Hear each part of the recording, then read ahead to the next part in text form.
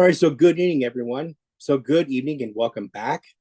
So welcome back or welcome to JPCE Watchdog News. This is Jared Wesley Campbell, bringing you tonight's most critical updates from the ever-evolving geopolitical battlefield. This evening, stunning in developments.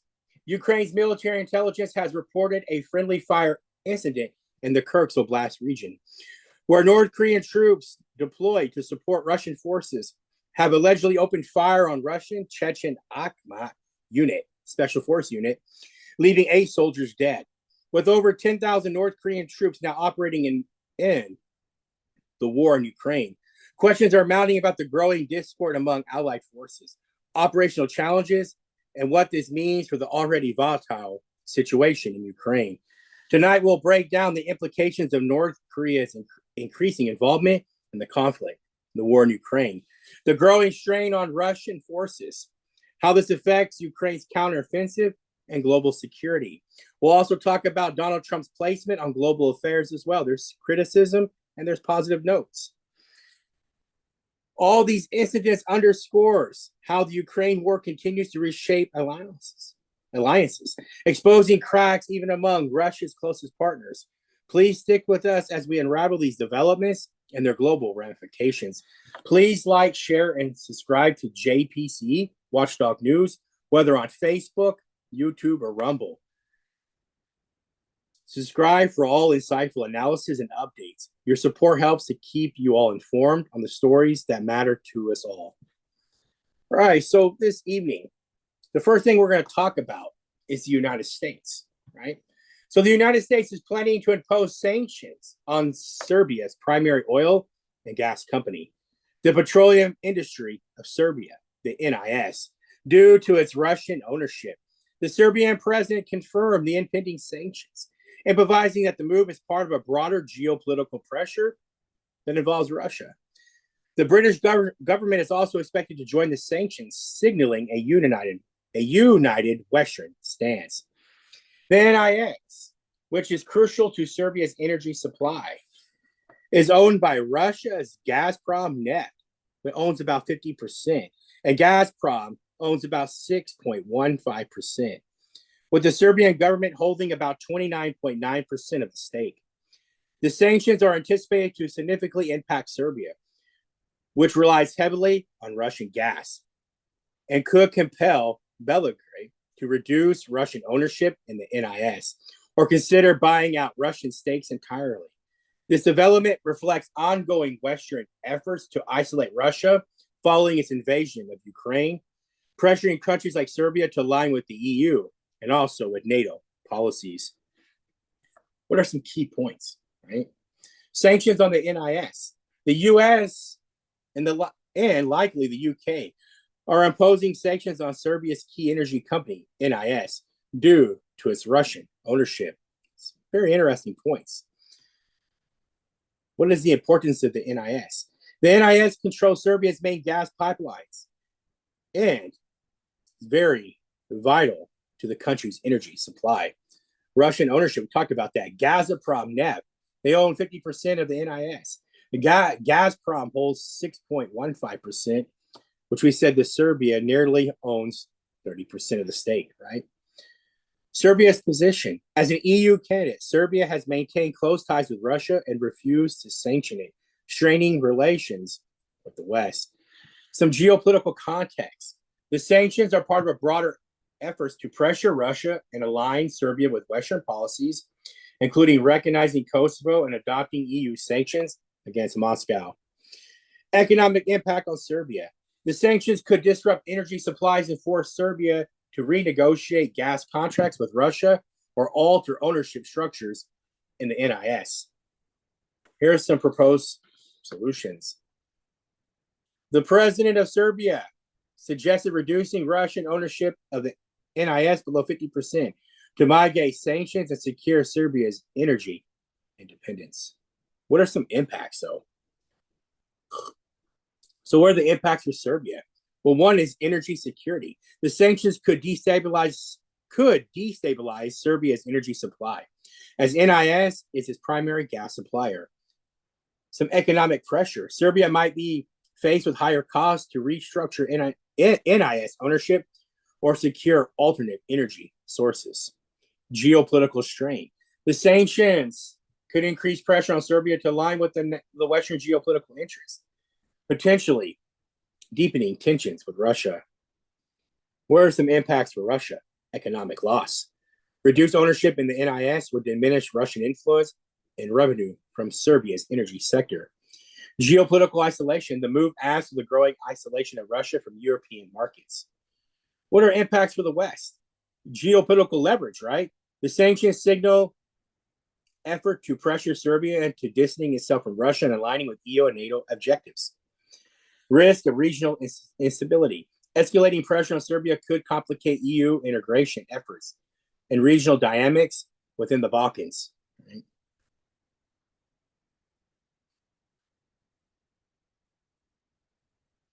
All right. So in other news, some sources have come out talking about Donald Trump's approach to global politics, particularly regarding NATO, the EU, and Russia, presents significant challenges for Europe. So Trump is presenting significant challenges for the EU. Trump's presidency has exposed Europe's dependence on the U.S.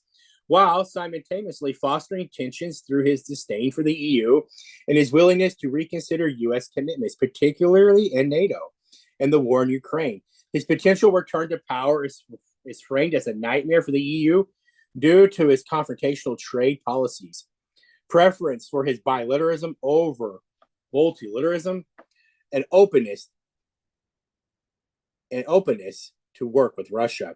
The EU's inability to assert independence in the U.S. is depicted as a historic failure, leaving the bloc vulnerable to being exploited by both Trump and other global powers. What are some key points?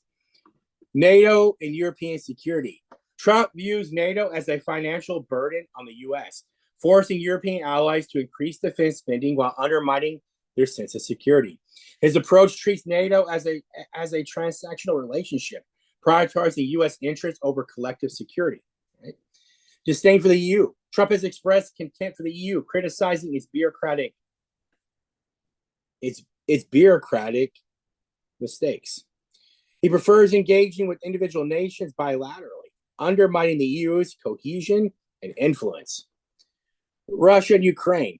Trump's potential willingness to negotiate with Russia, including ending U.S. support for Ukraine, would lead the EU to deal with the aftermath of the conflict, both financially and politically.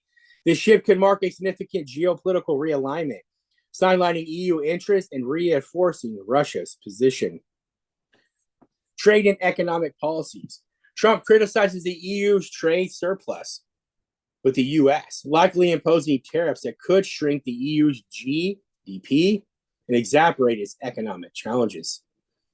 Trump's focus on America First policy makes EU concessions unlikely to yield mutual benefits. EU leadership and challenges.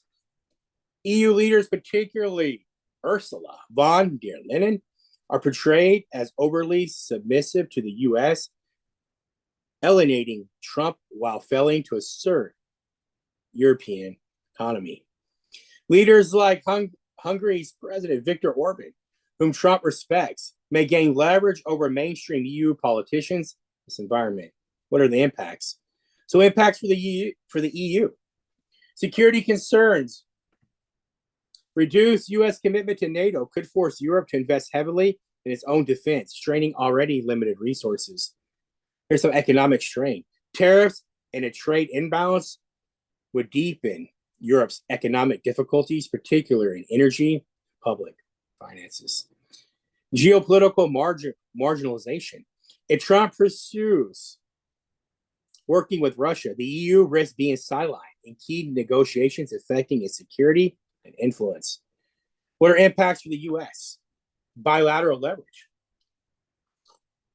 Trump's approach enhances U.S. control over individual European nations, weakening the EU's collective bargaining power. What are the economic gains? By pushing trade imbalances and defense spending, Trump can extract more favorable terms for the U.S.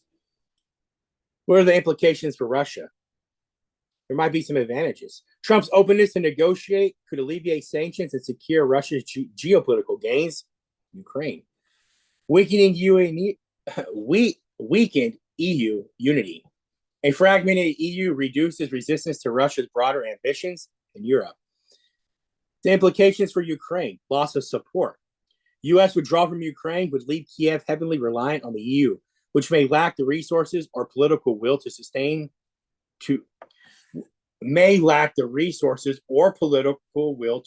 support at the current levels. And lastly, before we get ready to close out this evening, we're going to talk about Ukraine's military intelligence, the HUR. They reported friendly fire incident in the Kursk Oblast region involving North Korean troops fighting alongside Russian forces, resulting in the death of 8 Russian soldiers from the Chechen Akhmat unit, special force unit. The attack was attributed to language barriers between the two forces. Ukraine claims that over 10,000 North Korean troops have been deployed to assist Russia, with significant casualties reported among them. The Russian military has implemented strict protocols in areas where North Korean troops are stationed, reflecting operational challenges and tensions. Some key points. The friendly fire incident, right? Deployment of North Korean troops, right? Ukraine and Western officials and sources have estimated over 10,000 North Korean troops have been deployed to support Russia in the Kursk region, right? I will say this past summer, when I was doing this, before I got busy with school, North Korea was already in the workings in Ukraine. They've been there for a while, right? Clashes involving North Korean personnel and Ukrainian forces have been ongoing since November 2024. The talk of North Korean soldiers in Ukraine go back to this summer. I got a video that was removed from YouTube, right? Russian military protocols. Russia has introduced strict security measures where North Korean troops are stationed, including inspections and the confiscation of personal electronic devices. Casualties. Ukraine's HUR reports approximately 200 casualties among Russian and North Korean forces in the region as of December 14th, 2024. Ukrainian President Zelensky has noted the significant losses among North Korean personnel. What are the impacts for Russia? Operational strain, right? The friendly fire incident exposes challenges in managing the Russian forces, including coordination, communication, and integration. Potential for disunity. Tensions between allied units could undermine morale and operational effectiveness in critical regions like the Kursk. Losses and the reported tensions may raise. So here's some impacts in North Korea. Reputational risk. Losses and reported tensions may raise questions about the effectiveness and preparedness of North Korean forces in foreign operations. Increased exposure. Direct involvement in the Ukraine conflict risks international combination and sanctions, further isolating North Korea on the global stage. What are some impacts for Ukraine? Propaganda advantage, right? The incident highlights discord among Russia's allied forces, which Ukraine can leverage to undermine enemy morale. That's a good one, right?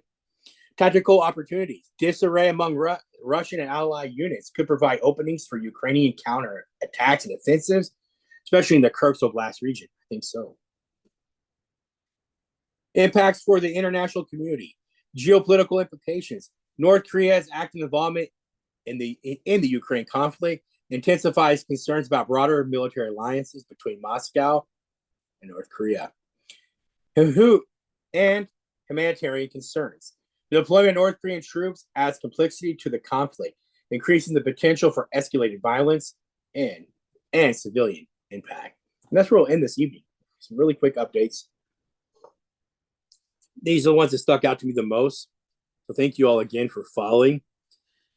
The love and support is very appreciated.